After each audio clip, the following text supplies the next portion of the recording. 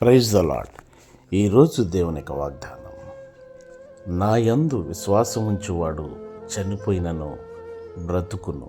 యోహాను సువార్త 11వ అధ్యాయం 25వ వచనం. ప్రియులారా, నీతిమంతుని జ్ఞాపకము చేసుకునుట ఆశీర్వాదకరమవుతుంది.